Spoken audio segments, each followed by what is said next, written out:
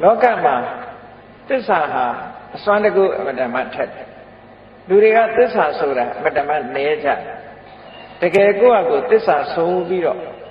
ကိုလိုချင်တဲ့အရာတစ်ခုကိုတောင်းလို့ရှိရင်သစ္စာရဲ့စွမ်းအားဟာရှိတယ်မယုံရင်တော့လုပ်ကြည့်ပေါ့နော်တခါတည်းနဲ့တော့ရချင်မှရမှာပေါ့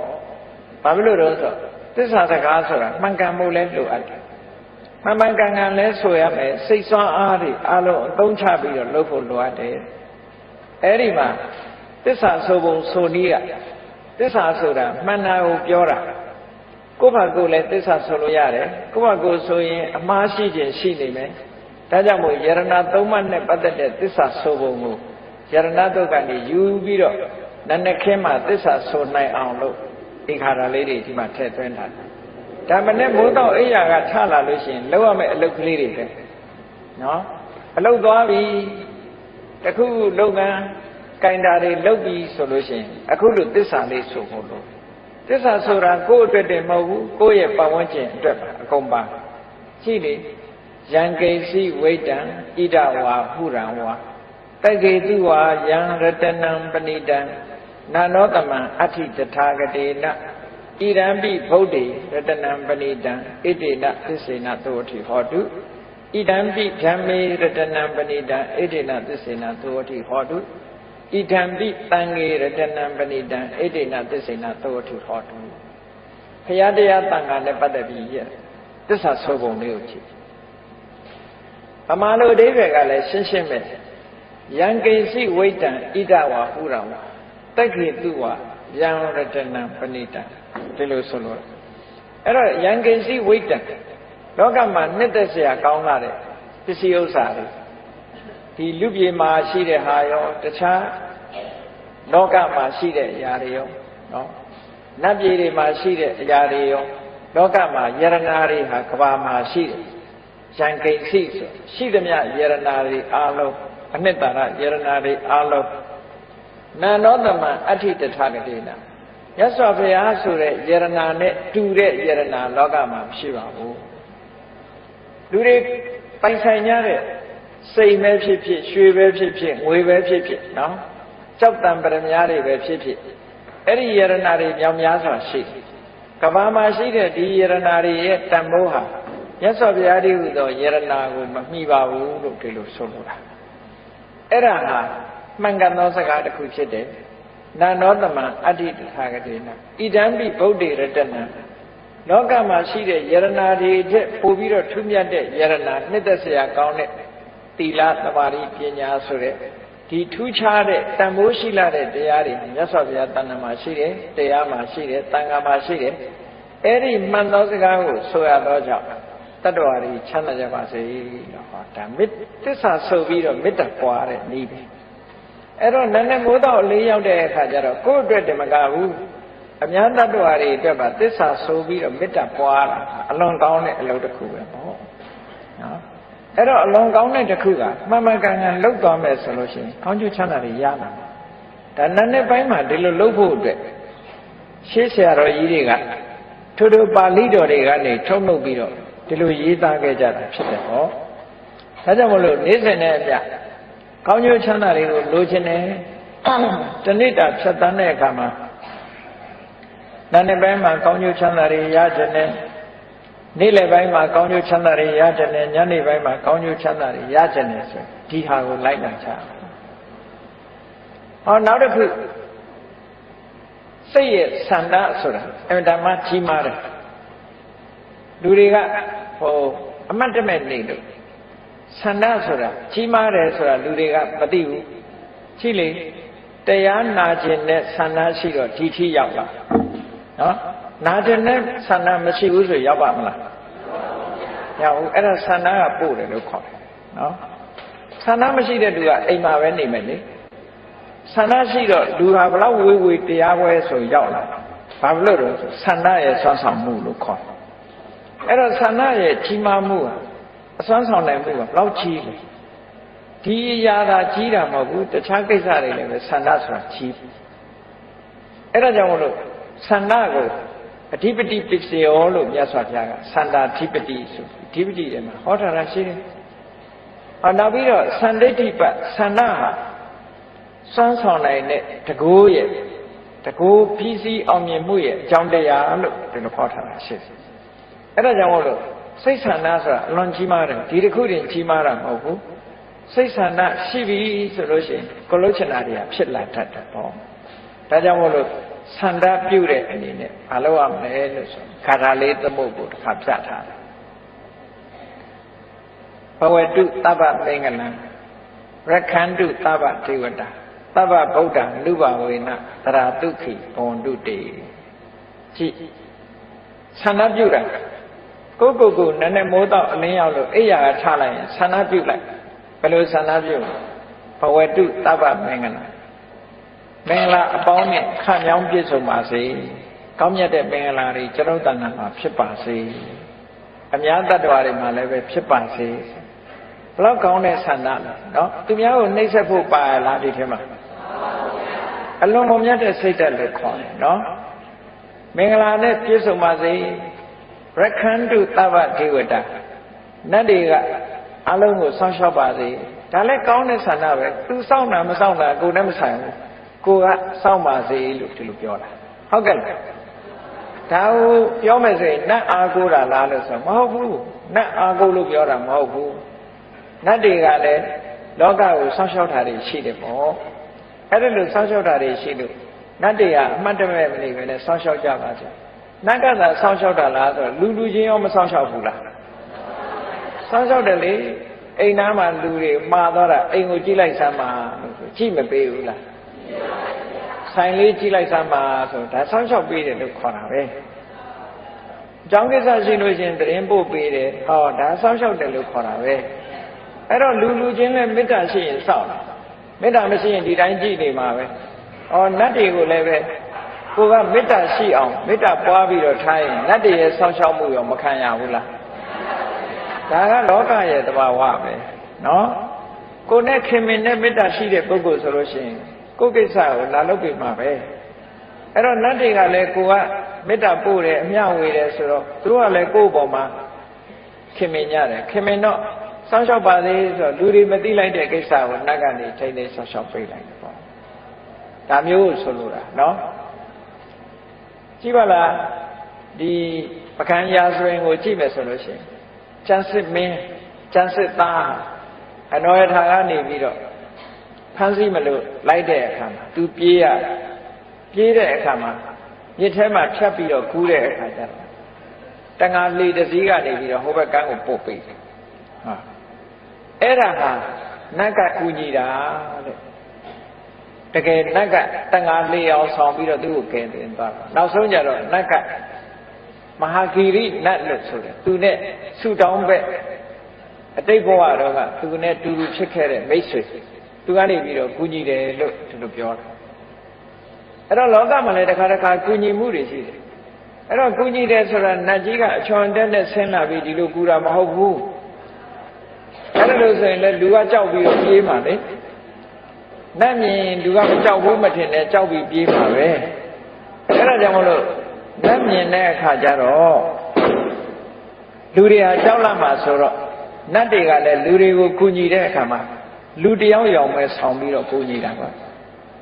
ဒီလိုဆိုတာနော်ကိုကနေဘူးထဲမှာရက်ပြီးတော့ကားဆောင်နေတယ်ဘာစကားကမလာနိုင်ဘူးသွားချင်နေတယ်သို့တော့အနန္တဖြတ်သွားတဲ့ကားတစ်စီးကလူကြုံလို့တင်သွားတယ်ဆိုတာတွေရောမကြုံတတ်ဘူးလားအေးနတ်ကမှားတယ်ဆိုတာတခါတည်းအဲ့ဒါမျိုးလို့ပြောတာနော်ကိုသွားချင်တဲ့ကိစ္စတခုကိုလို့ချင်တာလေးတခုဟာတခါတလေရှော့ရှူနဲ့ကုညီပဲလူနဲ့သိသည်ဖြစ်စေမသိသည်ဖြစ်စေကိုကုညီသွားတဲ့လူတွေနဲ့ကြုံတတ်တယ်ပေါ့အဲ့ဒါကြောင့်မလို့ရက္ခန္တုသဗ္ဗဒေဝတာနတ်တွေကစောင့်ရှောက်ပါစေကုညီပါစေသဗ္ဗဗုဒ္ဓလူဘဝေနသရတုခိဘဝန္တုတေဘုရားကိုအာယုံပြုပြီးတော့ရလိုက်တဲ့ကုသိုလ်တွေဟာချမ်းသာဒုက္ခကိုပေးနိုင်တယ်ကုသိုလ်အမှချမ်းသာဒုက္ခကိုပေးနိုင်တယ်ဒါကြောင့်မို့ဘုရားကိုအာယုံပြုတယ်ဘုရားကိုအာယုံပြုလို့ဖြစ်ပေါ်လာတဲ့ကုသိုလ်စိတ်တွေကိုယ်ရင်နဲ့နှလုံးထဲမှာဖြစ်လာတယ်အဲ့ဒီကုသိုလ်တရားတွေကလူတွေရဲ့တဏ္ဍာမှာချမ်းသာဒုက္ခကိုဖြစ်ပေါ်စေတယ်ဒါကကုသိုလ်ကမှချမ်းသာဒုက္ခကိုဖြစ်စေတယ်ဆိုတာဒါအမှန်ပဲ ကုသိုလ်ဆိုတာအနဝိဇ္ဇဒုက္ခဝိပါကလက္ခဏာအပြစ်ကင်းပြီးတော့ချမ်းသာဒုက္ခကိုဖြစ်စေတတ်တယ်ကုသိုလ်အဲ့ဒါကြောင့်မလို့ကုသိုလ်ကောင်းမှုဆိုတာလောက်ကြဘုရားကိုအာယုံပြုလိုက်လို့ရလာတဲ့ကုသိုလ်တရားကိုအာယုံပြုလိုက်လို့ရလာတဲ့ကုသိုလ်တန်ခါကိုအာယုံပြုလိုက်လို့ရလာတဲ့ကုသိုလ်အဲ့ဒီကုသိုလ်ရဲ့စွမ်းအားကြောင့်ချမ်းသာကြပါစေဒီလိုဆိုတာအဲ့တော့အဲ့ဒါလို့ဘုရားတရားတန်ခါမနဲ့မိုးလင်းတဲ့အချိန်လေးမှာဘုရားတရားတန်ခါယရဏသုံးပါးကိုအာယုပြုလိုက်မယ်ဆိုရင်မင်္ဂလာတွေလည်းဖြစ်လာမယ်နတ်တွေကလည်းကိုယ်ဆောက်ရှောက်လာမယ်ချမ်းသာဒုက္ခဆိုတာလည်းရလာနိုင်တယ်လို့အကြောင်းတရားတွေကိုပြောပြမလို့ရင်တော့မရဘူးပေါ့နော်ကိုယ်တဏ္ဍာမှာကောင်းကျိုးချမ်းသာကိုလိုချင်ရင်ကောင်းကျိုးချမ်းသာရခြင်းရဲ့အကြောင်းကိုတော့ဒါကတော့သဘာဝပဲလေဒါကတော့သဘာဝမလုံးလို့ကတော့ဘာမှမရဘူးဆိုတာသိချတာပေါ့အဲ့တော့လုံးထားကြောင့်ရနိုင်တဲ့အလုပ်မျိုးကိုလုပ်ချတာဟောနောက်တစ်ခုကျတော့ဘာလို့ဆိုဘုရားကိုအာယုပြုတဲ့သဘောမဟာကရုဏိကောနာထောဟိတယသဗ္ဗပါဏိနာပုရိတဝပါရမီတဗ္ဗပတ္တောတံဘောဓိမုဒ္ဓမဘုရားကိုအာယုပြုလိုက်တယ်ဘုရားတတ္တဝါတွေဒုက္ခရောက်နေတာကိုအမှန်တမ်းတနာတယ်ဒုက္ခရောက်နေတယ်ဆိုတာရှိနော်ဒုက္ခရောက်တယ်ဆိုတာလူတွေကထင်တယ်လူတိုင်းဒုက္ခမရောက်ဘူးလို့ထင်တယ်ဟုတ်တယ်မရောက်တဲ့ဒုက္ခမရောက်ဘူးသို့တော့လူတိုင်းရောက်နေတဲ့ဒုက္ခကိုသိရလားလူတိုင်းဒုက္ခဘာရောက်နေတယ်ဆိုရင်တနေ့ပြီးတနေ့အိုးလာတဲ့စရာဒုက္ခနာတဲ့ဗျာတိဒုက္ခသိတဲ့မရဏဒုက္ခလူတိုင်းမရောက်ဘူးလားအဲ့ဒါကတဘဝလားဘဝပေါင်းမြောက်များစွာလားအဲ့ဒီဒုက္ခကဘာလူမျိုးဖြစ်ဖြစ်ဘာဘာသာဝင်ဖြစ်ဖြစ်နော်လူရလာတာနဲ့တပြိုင်နက်အိုခြင်းဆင်းရဲနာခြင်းဆင်းရဲသိခြင်းဆင်းရဲလွတ်တယ်လို့ရှိရတယ်အဲ့တော့လူတွေဟာအလုံးဒုက္ခရောက်နေကြတာအဲ့ဒါကသနာစရာအကောင်းဆုံးပဲပေါ့ဒီပြင်ဒုက္ခဆိုတာရောက်ချင်မှရောက်တယ်လေသာဝဏီမပြေးလိုက်တာလူတိုင်းမဟုတ်ဘူးစီးပွားရေးမပြေးလဲတာလည်းလူတိုင်းမဟုတ်ဘူးလူတိုင်းဖြစ်နေတဲ့ဒုက္ခကအိုခြင်းဆင်းရဲနာခြင်းဆင်းရဲသိခြင်းဆင်းရဲပဲအဲ့ဒါကနေရှောင်လွဲလို့မရဘူးအဲ့ဒါတွေကိုမြင်ပြီးတော့မြတ်စွာဘုရားကဒီအိုခြင်းဆင်းရဲနာခြင်းဆင်းရဲသိခြင်းဆင်းရဲတွေကလွတ်တဲ့နိလန်းကိုရရှိဖို့ဆိုပြီးတော့အမတမကရုဏာကြီးမားတဲ့မြတ်စွာဘုရားဟာပါရမီတွေကိုဖြည့်ကျင့်ပြီးတော့ထိုအိုခြင်းဆင်းရဲနာခြင်းဆင်းရဲသိခြင်းဆင်းရဲကလွတ်မြောက်ကြောင်းဖြစ်တဲ့တရားသူတရားမြတ်ကိုသိအောင်ကြိုးစားခဲ့လို့ဘုရားဖြစ်သူရောက်သွားတယ်အဲ့ဒါဟာမှန်ကန်သောစကားတစ်ခုပဲလုံးဝလွဲမှားခြင်းမရှိဘူးအဲ့ဒီမှန်ကန်သောစကားကိုဆိုရခြင်းကြောင့်အာလုံးတ attva တွေချမ်းသာကြပါစေလို့ဒါသစ္စာဆိုပြီးတော့မေတ္တာပို့တဲ့သဘောပဲနော်ဟောနောက်တစ်ခုကဘာပြောတော့ဆိုလောကလူတွေကဘယ်ကိစ္စဖြစ်ဖြစ်အောင်မြင်ကြတယ်အောင်မြင်တယ်ဆိုတာအောင်မြင်ပြီဆိုလို့ရှိရင်အောင်တဲ့ပုဂ္ဂိုလ်ရဲ့ခုံကိုအာယုပြုတာဟာဒါမှန်ကန်တဲ့သဘာဝကြတယ်ပတ်စံလိုချင်ပတ်စံရှိတဲ့ပုဂ္ဂိုလ်စီသွားရမှာလားပတ်စံမရှိတဲ့ပုဂ္ဂိုလ်စီသွားရမှာလားပတ်စံရှိတဲ့ပုဂ္ဂိုလ်စီသွားမှပတ်စံရနိုင်မှာပေါ့နော်ပညာလိုချင်ပညာရှိတဲ့ပုဂ္ဂိုလ်စီသွားရဒါသဘာဝပဲပေါ့အဲ့တော့အောင်မြင်ခြင်းအောင်ပွဲရတဲ့ပုဂ္ဂိုလ်စီပဲသွားတဲ့ပေါ့အဲ့ဒါကြောင့်မလို့ဒီကာထာလေးဆိုထားပုံကိုကြည့်ဟောဆယံတော်ဘောဓိယာမူလေတัจ jana နန္တိဝတ္တနောတัจ jana နန္တိဝတ္တနောဆိုတာတာဂိဝင်မင်းသားတွေထဲမှာအလွန်နှစ်သက်မှုကိုတာဂိဝင်မင်းတွေရဲ့တာဂိဝင်လူမျိုးတွေရဲ့နှစ်သက်မှုကိုတိုးပွားစေတတ်တယ်နော်မြတ်စွာဘုရားသခင်ကိုရောမြတ်ဆယံတော်ဘောဓိယာမူလေဘောဓိပင်ရင်းမှာမနတ်ရဲ့ရံကိုအောင်ခဲ့တယ်တာဂိဝင်မင်းတွေရဲ့နှစ်သက်မြတ်နိုးမှုကိုကြီးပွားစေတတ်တဲ့တိုးတက်စေတဲ့ဘုရားလောင်းဟာဘောဓိပင်ရင်းမှာအောင်ပွဲကြီးရခဲ့တယ်ဆိုတာဒါဟုတ်တယ်မှန်တယ်နော်လုံးဝအရှုံးမရှိတဲ့အောင်ပွဲကြီးကိုရတယ်ဧဝမေဝဇေယောဟောတုတဲ့အဲ့ဒီလိုအောင်မြင်မှုကျွန်တော်မှဖြစ်ပါစေဒါနဲ့ wish ပဲဆန္ဒကိုပြောဆန္ဒရှိရင်တကယ်ဆန္ဒကြီးလို့ရှိရင်ဖြစ်လာတာပဲပေါ့နော်အေးအဲ့ဒါမျိုး ကိုယ်တဏ္ဍမှာဖြစ်ပါစေဧဝမေဝဇေယောဟောတုဇယတုဇယမင်္ဂလေအောင်မြင်မှုရအောင်မင်္ဂလာတွေမှာအောင်မြင်မှုကိုကျွန်တော်ရချင်ပါတယ်ရပါရစေပါလို့ဆိုတဲ့ဆန္ဒပြုတဲ့ကာထာအဲ့တော့မနေ့အိယာကထားပြီးတော့ဒီနေ့လုပ်ငန်းကိုင်တာတွေလှုပ်ရှားရှိတယ်သွားစရာတွေရှိတယ်လာစရာတွေရှိတယ်ဘဝမှာအောင်မြင်မှုကိုရချင်တယ်ဒါကြောင့်မို့အောင်ပွဲရတဲ့မြတ်စွာဘုရားရဲ့ခုံကိုခိတ္တခဏလေးအာယုံပြုပြီးတော့ကျွန်ုပ်လည်းပဲအောင်မရစေပါလို့ဆိုဒါအကြောင်းနဲ့အကျိုးမစီလျော်ဘူးလားစီလျော်တယ်ဘုရားကကိုမတာမဟုတ်ဘူးဒါကကိုယ့်ရဲ့ရင်ထဲနှလုံးထဲမှာဒီဆန္ဒတွေကြီးပွားလာအောင်လုပ်တာပဲဖြစ်တယ်နော်အဲ့ဒါလို့မှန်မှန်ကန်ကန်သိဖို့လိုအပ်တာပေါ့ဟောနောက်ကြတော့ကြည့်အဲ့ဒါနဲ့ဆက်ပြီးတော့ပြောပုံကအပရာဇိတပန္လင်္ကေတိတေပုထုဝိပုဂ္ဂလေအဘိတေကေတဗ္ဗဗုဒ္ဓနာအခပတောပမောဒတိဘုရားအဆုစုဟာအပရာဇိတပလင်တဲ့ဘောဓိပင်အောက်ကအမတန်ထူးမြတ်တဲ့မြေလွှာမှာအပရာဇိတပလင်တဲ့မှာနေပြီးတဲ့အခါကျတော့ဘုရားရှင်အားလုံးနေရဲ့ဂုဏ်ဓုဝိသေသတွေရရှိတော်မူခဲ့ကြတယ်ရရှိသည့်အတွက်ကြောင့်လောကမှာအမျက်ဆုံးဖြစ်လို့ဝမ်းသာကြည်နူးမှုကြုံရတယ်ကျွန်ုပ်လည်းပဲအဲ့ဒါလို့အကောင်းဆုံးအညွန့်ဆုံးအမျက်ဆုံးကိုရပြီးဝမ်းသာကြည်နူးရစေဒီလိုဆိုလိုတာနော်အဲ့ဒါကြောင့်မလို့ဒီဘုရားကိုအာယုံပြုပြီးတော့ဝမ်းမြောက်ဖွယ်ဖြစ်တဲ့ရင်နဲ့နှလုံးထဲမှာကြည်နူးဖွယ်ရာတွေကိုဒီလိုအာယုံပြုတာဟာဒါကရှေ့ပိုင်းကထက်သွင်းပြီးတော့နာနေပိုင်းမှာဆင်ញင်စဉ်းစားဖို့ပြောတယ်အဲ့တော့ကောင်းသောနာနဲ့ခင်းဖြစ်ဖို့ကောင်းသောနက္ခတ်နဲ့ကြုံဖို့ဆိုတာဟာနက္ခတ်ဆိုတာကောင်းကင်ကနက္ခတ်တွေကိုကြည့်ပြီးဗေဒင်ဆရာတွေကတော့တွက်ကြလိုက်တယ်ပေါ့နော်ဒီကနေ့နက္ခတ်ကောင်းတယ်သို့မဟုတ်ရက်ကောင်းတယ်ရက်မကောင်းမှုနဲ့ပြောကြတယ်လေဒီနေ့ကပြတ္တရာကြီးဒီနေ့ကရက်ရာစာနဲ့ဆိုပြီးတော့ရက်ကောင်းတယ်မကောင်းဘူးရွေးချတယ်မဟုတ်လားခဏအထိဗုဒ္ဓဘာသာတွေရွေးတော့ပဲရက်ရွေးတာတော့နော်အစွဲလန်းဘလောက်ကြီးတယ်ဆိုတာကြည့်မြတ်စွာဘုရားကဟောထားတာရက်ရွေးခိုင်းတာမဟုတ်ဘူး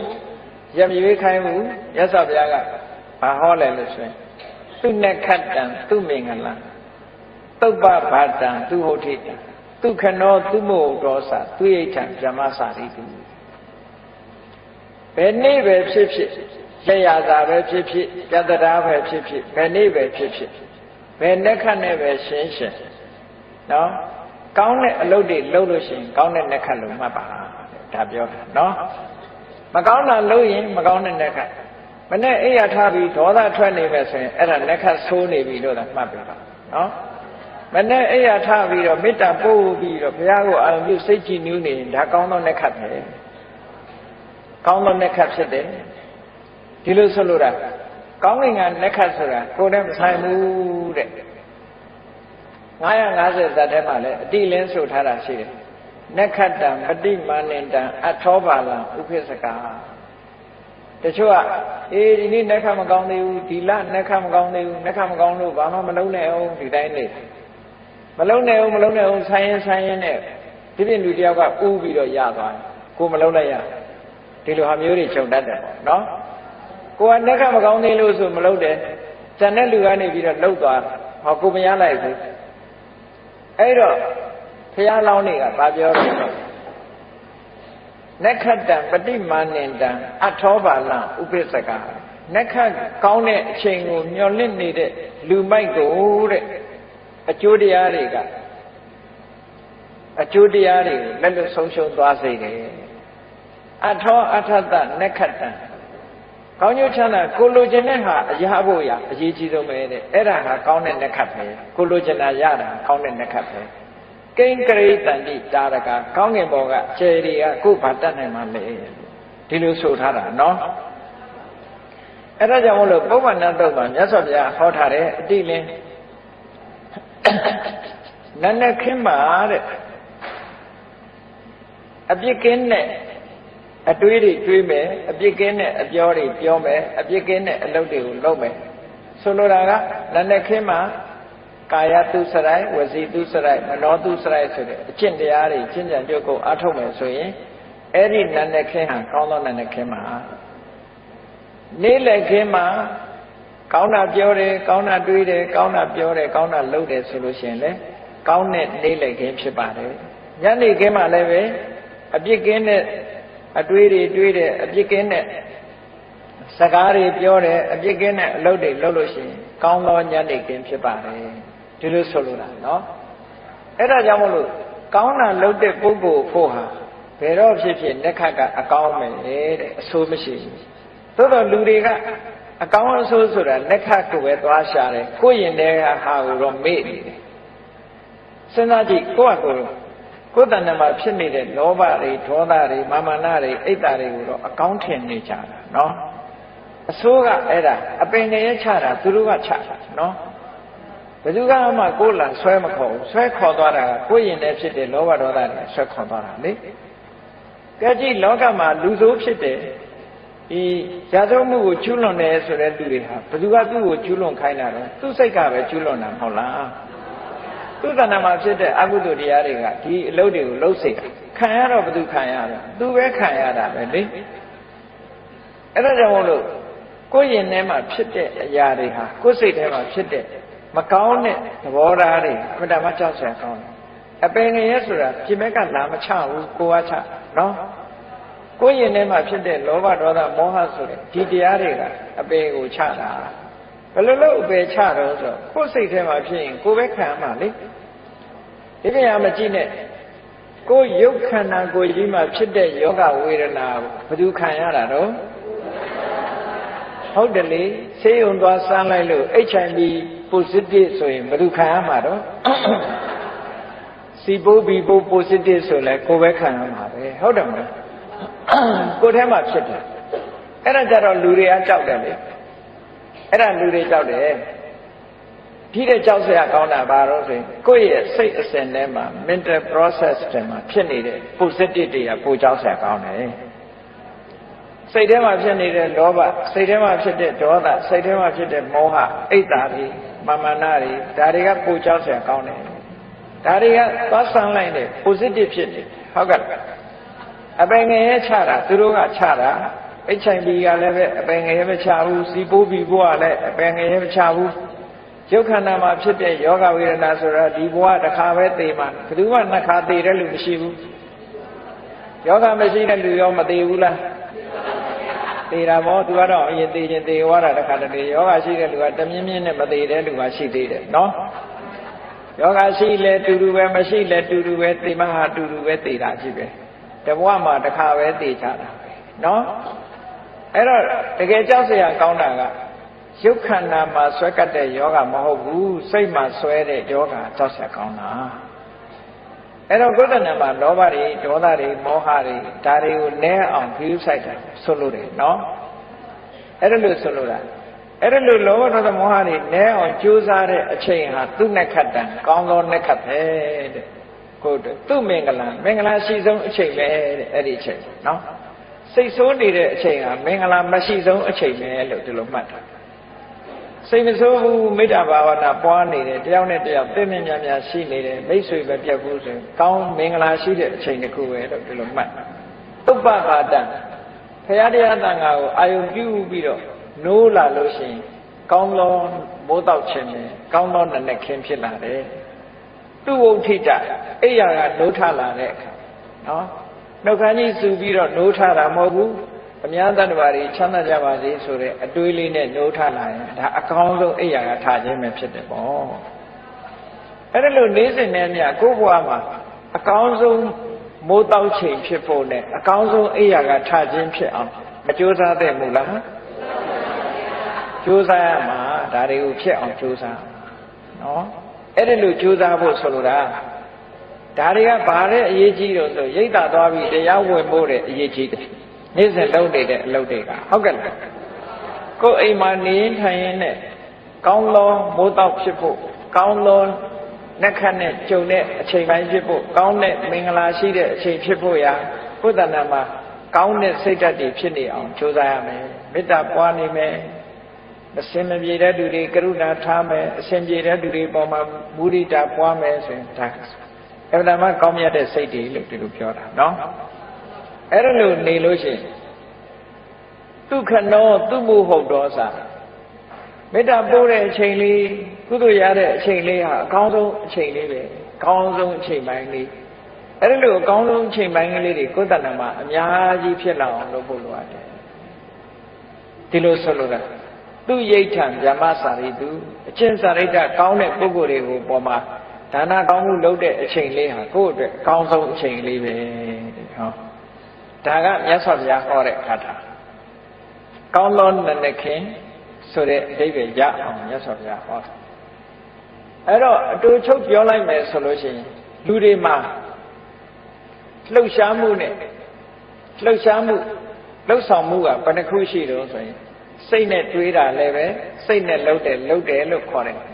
မနောကံလို့ခေါ်တယ်ကိုနှုတ်ကနေပြောတာကြတော့ဝစီကံလို့ခေါ်တယ်ကိုယ်ဒီလက်ရောက်လှုပ်တာကြတော့ကာယကံလို့ခေါ်တယ်စိတ်ထဲကနေပြီးတော့ဒီတောင်းတတာကိုကြတော့ပဏိတိလို့ခေါ်တယ်အဲ့ဒါတွေဟာကုသိုလ်နဲ့ရှင်ပြီးတော့လုပ်မယ်ဆိုပါတော့ကာယကံအနေနဲ့ကောင်းတဲ့ကာယကံနဲ့ဘယ်လိုလုပ်တုံးဆိုအရာထဲမှာကိုလမ်းလျှောက်သွားတာပဲဖြစ်စေလမ်းလျှောက်သွားရင်ကနေပြီးတော့ဘယ်သူမှခလုံးမထိစူးမငြိကြပါစေနဲ့ခဲလေးတွေဖယ်သွားတယ်စူးလေးတွေဖယ်သွားတယ်လောက်တာလောက်ပုံပြောတာအသေးစိတ်ကစပြီးတော့နော်ကာယကမေတ္တာတွေထားတယ်နှုတ်ကလည်းဝစီကမေတ္တာတွေထားတယ်စိတ်ကလည်းပဲမနောကမေတ္တာတွေပွားတယ်ကုသိုလ်တွေနဲ့ကာယကဝစီကမနောကကုသိုလ်တွေဖြစ်နေလို့ရှင်အဲ့ဒီကုသိုလ်တွေဟာကိုယ့်အတွက်ကြီးပွားကြောင်းအမှုတွေကြီးပဲဒါကြောင့်မို့လို့ပဋက္ခိဏံကာယကမ္မကုသိုလ်နဲ့လုပ်တဲ့ကာယကံတွေမှန်သမျှဟာပဋက္ခိဏ